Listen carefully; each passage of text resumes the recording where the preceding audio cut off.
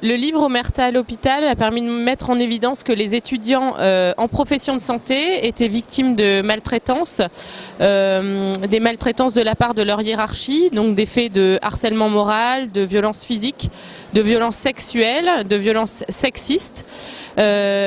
Et depuis la sortie du livre, il y a eu une réelle prise de conscience et les étudiants osent parler, donc ça c'est vraiment un pas en avant.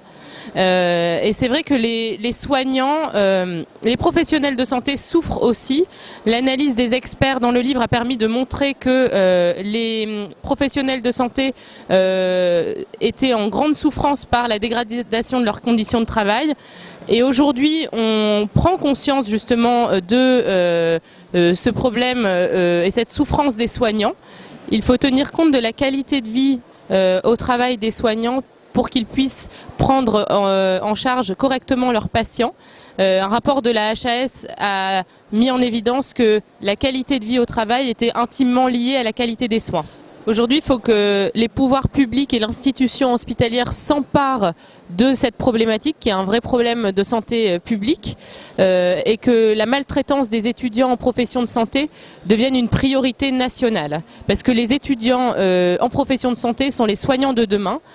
Certains témoins ont pu établir un lien direct entre les maltraitances qu'ils avaient subies et des erreurs médicales qu'ils ont pu faire sur les patients.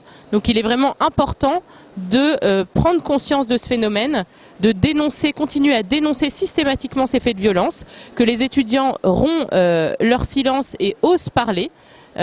Osent s'exprimer vers des associations mais aussi leur chef à l'hôpital pour essayer de mettre un terme à ces violences et il faut condamner les agresseurs en cas de violence avérée.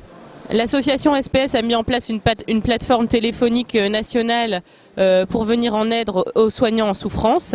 Il est important de développer aujourd'hui cette plateforme téléphonique auprès des étudiants et c'est ce qui est prévu avec l'association SPS pour que les étudiants puissent téléphoner, être accueillis et être orientés vers des professionnels compétents lorsqu'ils sont victimes de maltraitance.